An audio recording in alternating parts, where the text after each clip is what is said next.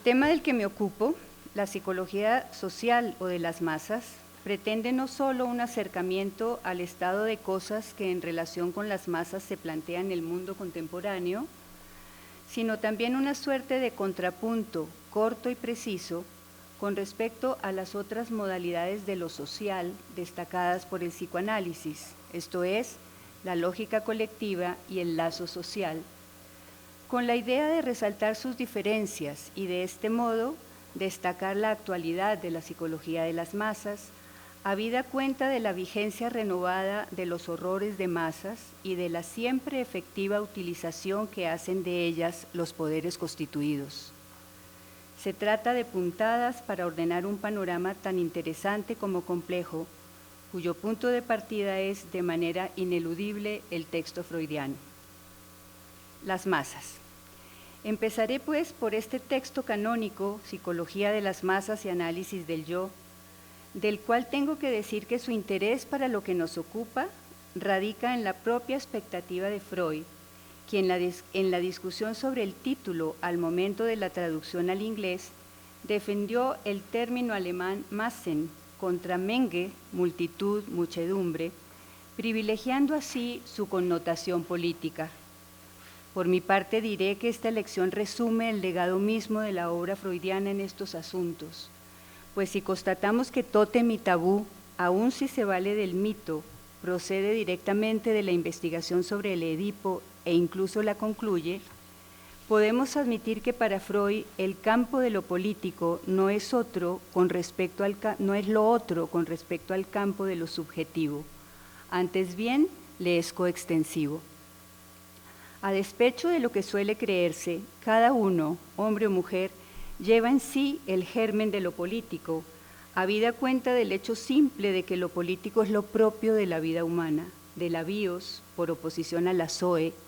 para retomar aquí términos cuyo uso cotidiano hoy en día debemos a Giorgio Agamben. Habiendo recurrido a su aporte no voy a ahorrarme la diferencia a la que Agamben acude para poner las cosas en su lugar. En efecto, no solo advierte que lo político no es un atributo del viviente como tal, sino una diferencia específica que determina el género son, en razón de lo cual la política diferencia al humano del resto de los vivientes, porque se funda por medio de un suplemento de politicidad ligado al lenguaje, sobre una comunidad de bien y de mal, de justo y de injusto, y no solamente de placentero y doloroso, sobre una comunidad humana, entonces. No puedo dejar de mencionar al respecto el momento en el que en los albores de la hegemonía del discurso de la ciencia, la política se convierte en biopolítica, como lo advierte Michel Foucault, cuando la vida natural empieza a ser incluida en los mecanismos y los cálculos del poder estatal, es decir, cito, cuando el umbral de la modernidad biológica de una sociedad se sitúa en el punto en que la especie y el individuo en cuanto simple cuerpo viviente se convierten en objetivos de sus estrategias políticas. Hay que insistir en las consecuencias del triunfo de la biopolítica, en el primado de la perspectiva natural de la vida sobre la acción humana de los sujetos, la acción política, porque sus efectos más preocupantes los tenemos a la vista cada vez más, con todo lo que ello implica, el declive, cuando no la pérdida misma de la idea del dominio de lo público en las sociedades modernas, con lo cual, siguiendo a Foucault, no es de extrañar la facilidad con que los cuerpos dóciles, esto es, las masas, sucumben a la dominación de los poderes constituidos, una dominación que no es ya la de la esclavitud, la domesticidad o el vasallaje, ni siquiera la de la disciplina monástica, sino la propia de una política de coerciones, dice Foucault, que constituyen una manipulación calculada de sus elementos, de sus gestos, de sus comportamientos, una anatomía política que es igualmente una mecánica del poder. Hasta ahí Foucault. Ahora bien, como en principio mi pretensión es hacer de psicología de las masas justamente una fuente para pensar los asuntos de la política, de las estrategias políticas y su actualidad, empiezo por destacar del texto cómo, a contrario de los estudiosos a los que recurre en su exposición, Freud centra su interés en las masas con alto grado de organización, en las que coinciden las propiedades destacadas de artificiales y estables, lo cual señala, en último término, el ejercicio de una compulsión externa, que así como unifica a quienes congrega, previene su alteración o su disolución, lo que en últimas garantiza el ejercicio de un poder. Freud apunta a discernir los nexos que se destacan entre este tipo de masas y que en otros casos están encubiertos, nexos que ponen en juego necesariamente el lugar del jefe y la constitución libidinal de la masa por identificación,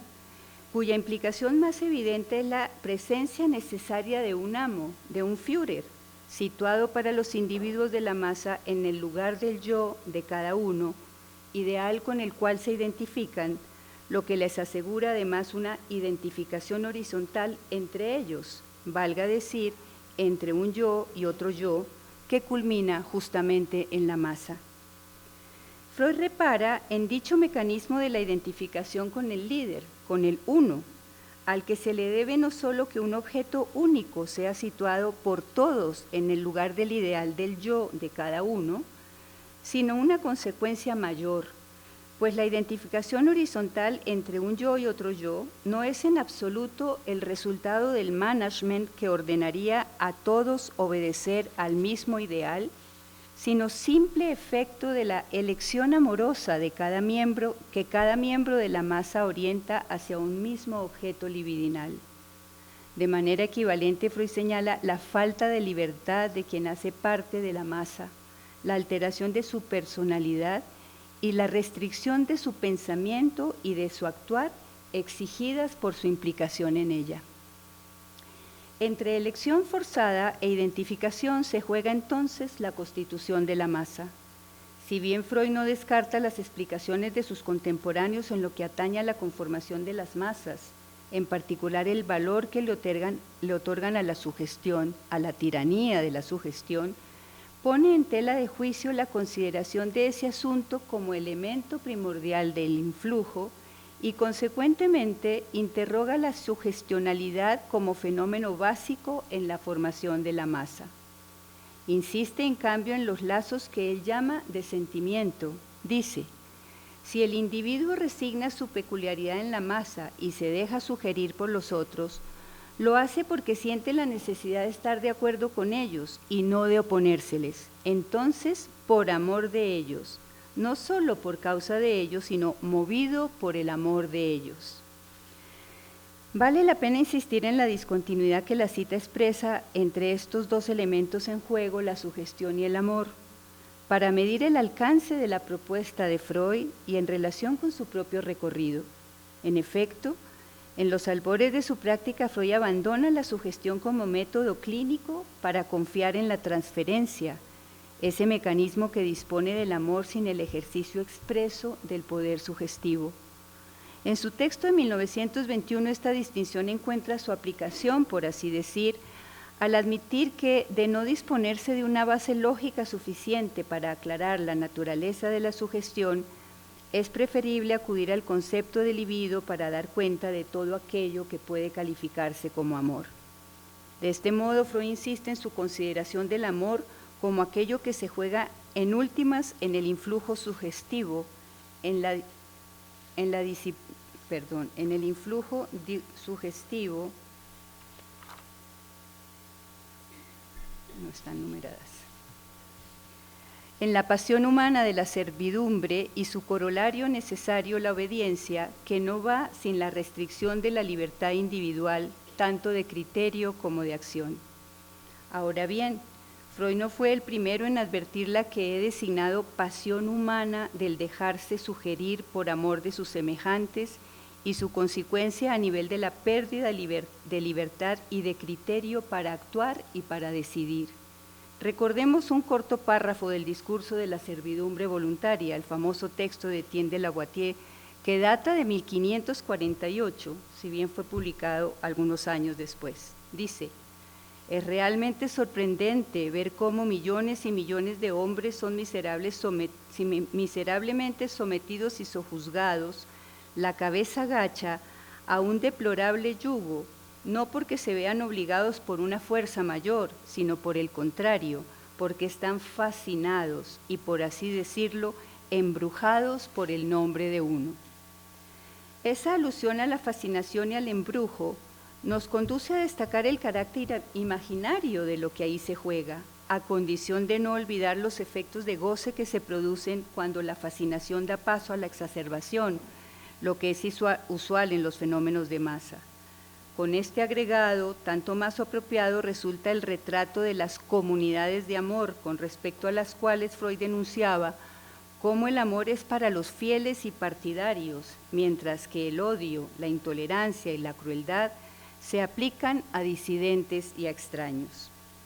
Históricamente, la asociación inmediata es el movimiento de masas del fascismo, y es en referencia al régimen nazi, inaugural con respecto a lo que nos deparó el siglo XX y que este siglo no ha dejado de confirmar, que Lacan, actualizando la psicología de las masas, pudo advertir como un objeto reducido a su realidad más estúpida, pero puesto por un cierto número de sujetos en una función de denominador común, que confirma lo que diremos de su función de insignia, es capaz de precipitar la identificación del yo ideal hasta ese poder débil de malaventura que muestra ser en su fondo. Habrá que recordar la figura del Führer y los fenómenos colectivos que han dado a este texto su alcance de videncia en el corazón de la civilización. Hasta ahí Lacan. Según Lacan, la prevalencia otorgada por Freud al eje vertical en la organización de las masas, que supone la valoración del líder, no fue ajena al espíritu de su tiempo. Anticipaba con ella las organizaciones fascistas que lo hicieron patente, aun si pudo haber desatendido otros modos de funcionamiento de lo social y la política, lo que indica sobre qué en últimas puso el acento. Lacan mismo indicaba en 1967 el carácter precursor del exterminio nazi con respecto a lo que vendría como consecuencia de la reorganización de las agrupaciones sociales operada por la ciencia y más específicamente por la universalización que ella introduce. Es en este contexto en buena medida coincidente con la instalación progresiva de las democracias liberales en el mundo occidental, en el que es posible interrogar la actualidad de la psicología de las masas, una función de la que hay que advertir que se ha desplazado de la consideración freudiana meramente patriarcal, como bien lo anota Nora Merlin, que obliga a la obediencia, a la subordinación y a la creencia en el jefe del ejército y el jefe de la iglesia, quienes reunían a sus huestes en torno a su amor y a su oferta de protección. Tal desplazamiento obedece a circunstancias históricas, económicas, políticas, cuyo análisis excede las posibilidades de este texto, si bien es posible destacar el horizonte de efectuación del mismo en términos de neoliberalismo y de biopolítica, para tomar la medida, en primer lugar, de los fundamentos de la convivencia en una posición determinada por la razón del mercado y el individualismo, y en segundo lugar, de la transformación de la política en biopolítica, cito, cuando el umbral de la modernidad biológica de una sociedad se sitúa en el punto en que la especie y el individuo, en cuanto simple cuerpo viviente, se convierten en objetivos de sus estrategias políticas, como advertía Foucault. La referencia implícita para nosotros no es otra que el discurso capitalista con el que Jacques Lacan propuso pensar la modalidad del ordenamiento del lenguaje que en la actualidad rige las relaciones del sujeto con los significantes y con el objeto, una modalidad que desarregla el lazo social porque avala la creencia de cada cual de no hallarse sujetado a nada, de no ser más que el amo de sí mismo. Entonces, puesto que la relación privilegiada es la de un sujeto con su objeto de goce, en correspondencia con el imperativo de goce que domina la actualidad del discurso, se impone la pregunta acerca de la modalidad de la masa que resulta de ello, a sabiendas de que no es ya la misma de los totalitarismos fascista y comunista que arrasaron en el siglo XX con cualquier ideal de humanidad, sin que por ello podamos decir que hoy sean cosa del pasado. Al suspender la barrera al goce, el discurso capitalista es un discurso sin pérdida. En ese orden de ideas, el eslogan que lo define, todo es posible, abre la vía de un nuevo totalitarismo, el del objeto, el del consumo, una modalidad de lo social que hoy fomenta y asegura de manera paradigmática la exclusión del sujeto. Se trata de la cultura de masas. Es lo que se desprende de un discurso que opera en contra del lazo social al promover una relación preferente entre los objetos del mercado, objetos de goce, los gadgets, y la apetencia correlativa de los mismos por parte del sujeto que de este modo ha quedado degradado a la categoría de consumidor. Quisiera agregar a propósito que la suspensión de la barrera al goce es un hecho sin precedentes en la historia humana. En efecto, dicha barrera es más una exigencia que una característica del discurso. No hay comunidad humana que no se hubiese visto exigida de elevar esa barrera a la condición de ley o mandamiento.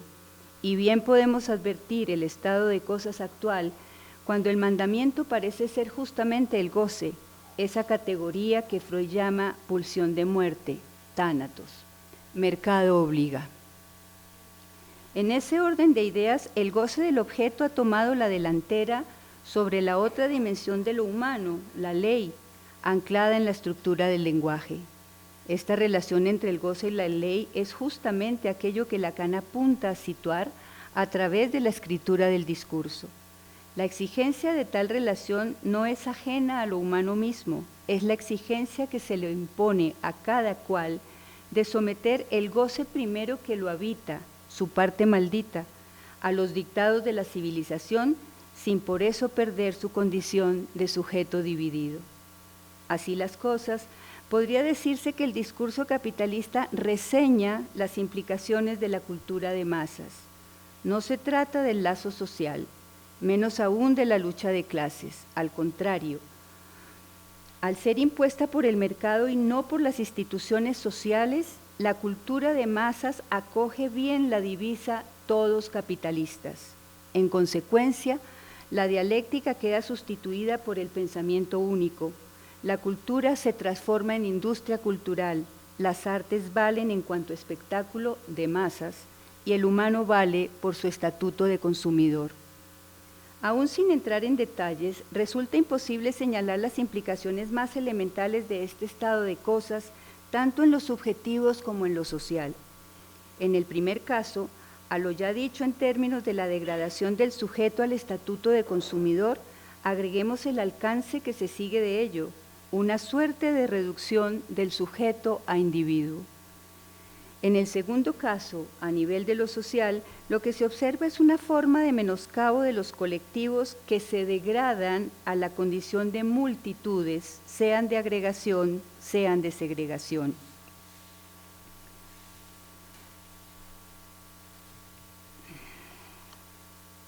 Si bien,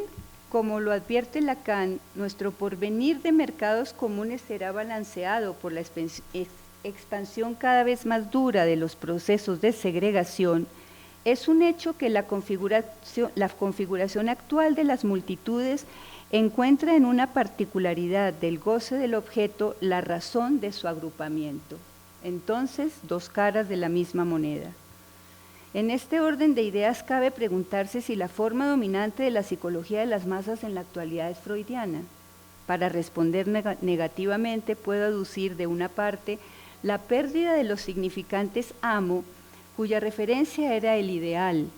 y de otra parte la pérdida de poder y credibilidad de las instituciones seculares, laicas o religiosas,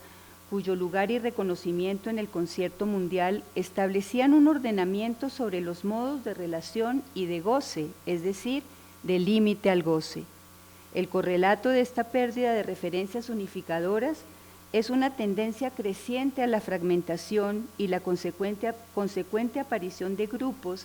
que se identifican en función de un mismo estilo de vida, de un mismo objeto de goce o de un mismo modo de gozar, en lo que parece ser una peculiaridad a escala actual del narcisismo de las pequeñas diferencias que en esta posmodernidad líquida no impide el paso de una a otra particularidad del objeto de moda. Pero el asunto no termina ahí. Acudo a Lacan, quien en relación con esto mismo, pero en referencia explícita a Auschwitz, sostenía: lo que vimos emerger para nuestro horror representa la reacción de precursores en relación con lo que se irá desarrollando como consecuencia del reordenamiento de las agrupaciones sociales por la ciencia y principalmente de la universalización que introduce en ellas. Se trata del horizonte de la homogeneización que se impone a toda costa en las sociedades contemporáneas, en la civilización científica, que empuja hacia la eliminación de cualquier singularidad y que en ese sentido opera la segregación del sujeto mismo, pues el sujeto es él mismo el soporte de la singularidad, de lo que es imposible de universalizar. La intervención del discurso de la ciencia en las organizaciones sociales y su capacidad de determinar la subjetividad de la época es un hecho con consecuencias palpables en el escenario político del mundo contemporáneo. La evidencia es la avanzada de los gobiernos de derecha con el consentimiento de las masas que los sostienen, que hacen de quienes encarnan la diferencia política, sexual, racial, etcétera, el blanco de su persecución. Ahora bien, resulta importante no pasar por alto el carácter propio de ese consentimiento popular, porque es el nudo en torno al cual se ordena la actualidad de la psicología de las masas. En su seminario sobre los 4 conceptos fundamentales del psicoanálisis, Lacan propone, en referencia al drama del nazismo, que las formas más monstruosas y supuestamente superadas del Holocausto desafían a quienes fundan el sentido de la historia en las premisas hegeliano-marxistas para dar cuenta del carácter sacrificial de esos hechos, y al respecto agrega que son muy pocos los sujetos que pueden no sucumbir en una captura monstruosa ante la ofrenda de sacrificio a los dioses oscuros. Se trata, para el caso del exterminio de los judíos, esa experiencia de destrucción que nada tiene de sacrificio religioso y que, muy por el contrario, al tiempo que solicita la exigencia insensata del superyo, requiere del discurso de la ciencia en su radical separación de la dimensión humana. Sabemos que la experiencia monstruosa del Holocausto no ha sido un accidente único en la historia, sino un resurgimiento de algo que ya ha tenido lugar. En ese orden de ideas no podemos dejar atender a lo que en Colombia han sido los asesinatos en masa, las masacres, usualmente supeditadas a la apropiación de las tierras de pequeños y medianos campesinos, más acres,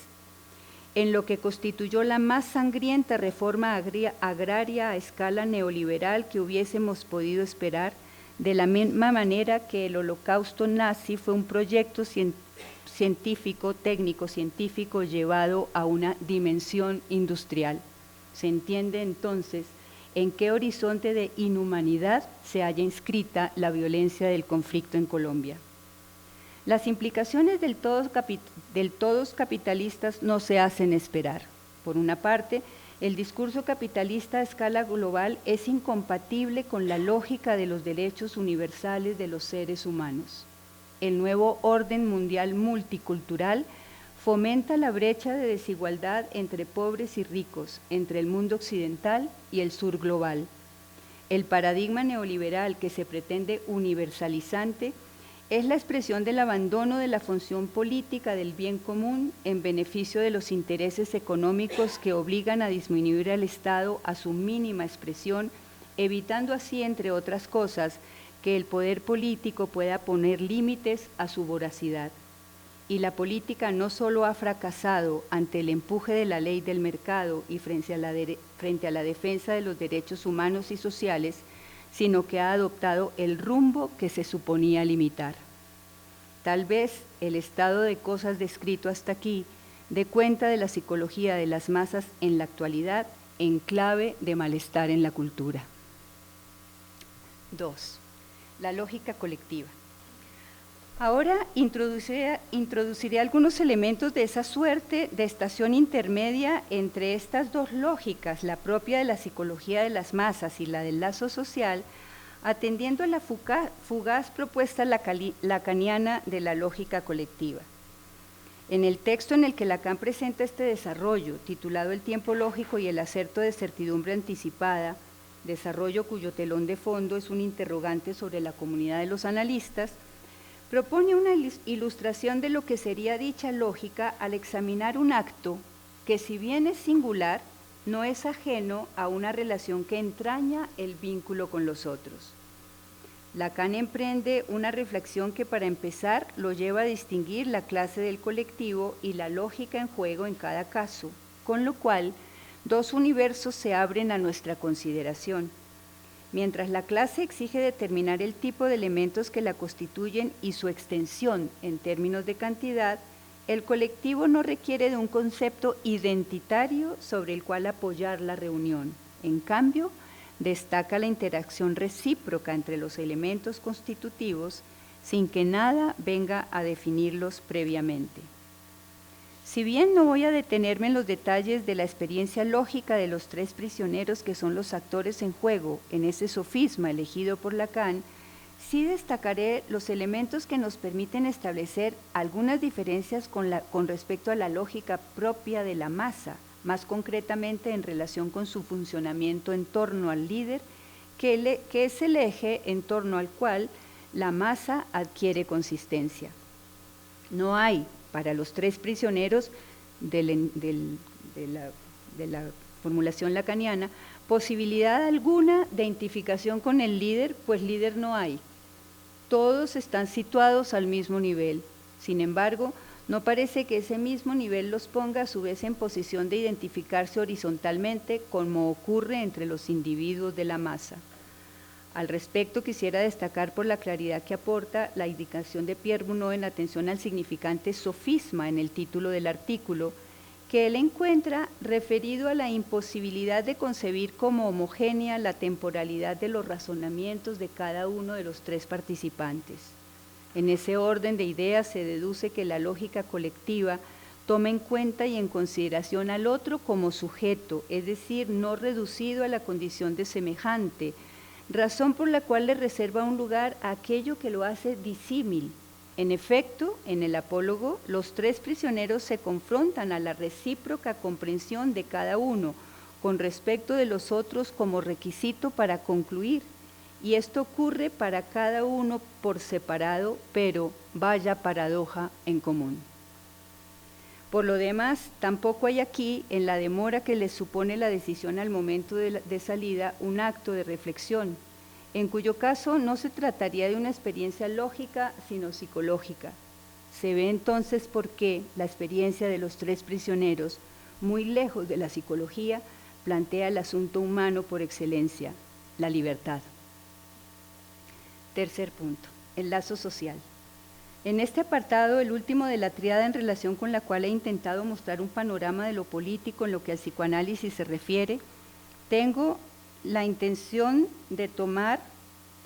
el asunto del vínculo social de manera sucinta, de apuntar al meollo del discurso como la formación que regula los lazos sociales, lo cual implica necesariamente al discurso del amo como principio.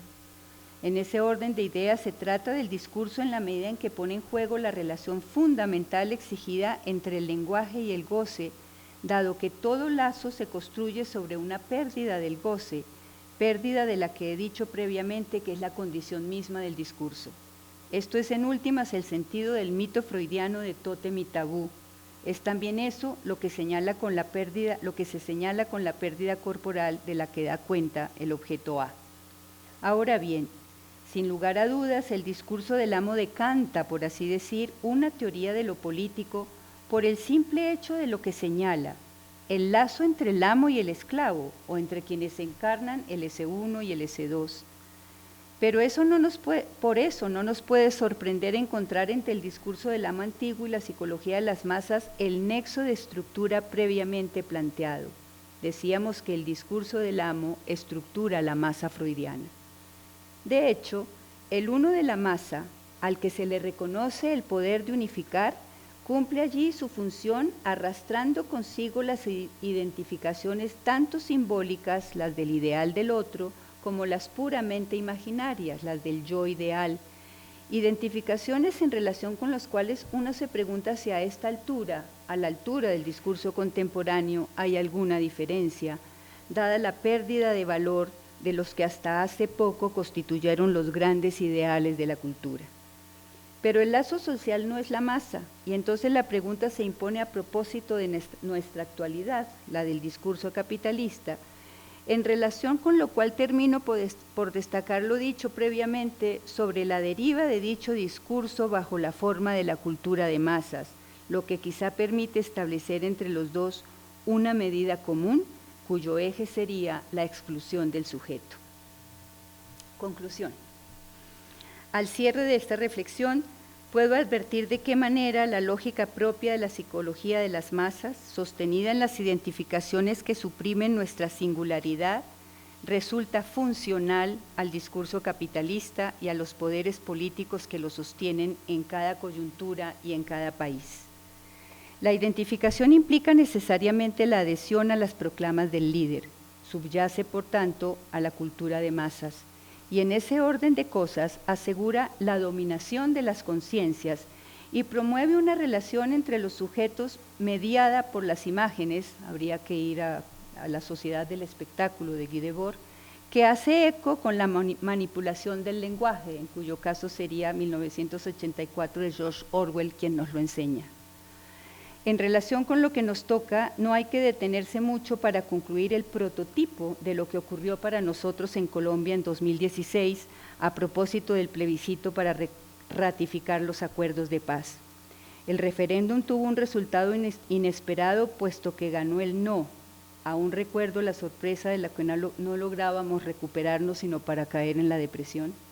Y mostró el impacto de ciertos argumentos absurdos pero eficaces como aquel de la avanzada del castrochavismo en el país.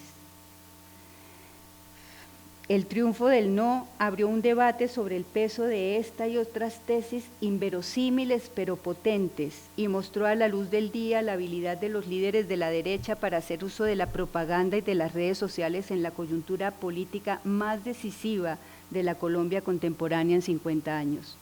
Los argumentos utilizados mezclaban una cosa con la otra. Es el caso de la ideología de género justificada en un supuesto ataque contra los valores de la familia.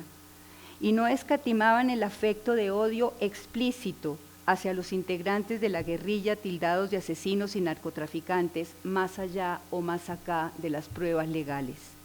lo cual les restaba, por supuesto, el carácter de contradictores políticos. Ahora bien, que dicha arremetida hubiese logrado tal impacto en la población como para resultar en un revés de no pocas dimensiones con respecto a la firma del acuerdo de paz, encuentra explicación en la lógica misma de la psicología de las masas, una de cuyas versiones a escala posmoderna es la llamada posverdad. Incluida como novedad en el diccionario de Oxford del 2016, la posverdad es definida como el momento en que los hechos objetivos tienen menos influencia en la formación de la opinión pública que las invocaciones a la emoción y a las creencias personales. Digámoslo ahora en términos freudianos. El afecto de odio colorea el contenido de la representación, de la idea, la que sea, la más mentirosa, la más absurda, en virtud de lo cual cualquier representación resulta válido para justificarlo. Así las cosas, el odio fue tanto más determinante cuanto que los argumentos resultaban insostenibles. El panorama del referendo por la paz en nuestro país es también oportuno para señalar un rasgo de las masas en la época que menciono retomando a Lacan a propósito de su texto titulado El triunfo de la religión, en atención al lugar y a la función que jugaron las iglesias, cristianas en particular, en los resultados, lugar y función que se constata por lo demás en todos los hemisferios. Por una parte, se trata de las masas que se agrupan en búsqueda de un sentido que la religión, como ninguna otra construcción humana, asegura frente a lo real, es decir, frente a aquello del orden de lo perturbador e imparable que la ciencia misma se ha encargado de construir y que no cesa. Ya el título que Lacan otorga a este texto es significativo del estado de cosas actual bajo el imperio del discurso de la ciencia. Es verdaderamente sorprendente la alianza entre ciencia y religión, que él explica de la siguiente manera. La ciencia introducirá montones de cosas perturbadoras en la vida de cada uno. Sin embargo, la religión, sobre todo la verdadera, tiene recursos que ni siquiera podemos sospechar. Por ahora basta ver cómo bulle. Pero si esta suerte de alianza entre la ciencia y la religión es uno de los sustentos más firmes de la psicología de las masas en la actualidad del discurso, Lacan advierte sobre el triunfo de la religión. También hay que resaltar en el contexto de la estructura misma de las masas un elemento novedoso, resultado de la impronta sobre ella del discurso capitalista. Se trata del simple efecto de la elección amorosa que cada miembro de la masa ordena hacia un mismo objeto libidinal. De manera equivalente, Freud señala la falta de libertad de quien hace parte de la masa, perdón, me equivoqué. Se trata, 33, discúlpenme, yo no sabía que no estaba nombrado. 33, ya.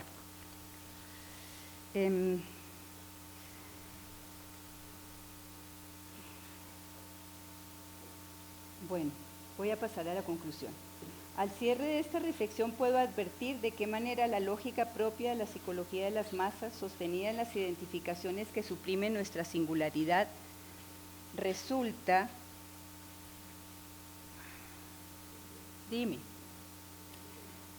Ya termino. Ah, perdón. Entonces puedo leer la conclusión. O la conclusión ya la leí. Ok. Discúlpenme, es un asunto del texto que no fue debidamente numerado. Espero haber de todas maneras transmitido el trabajo que hice para formular la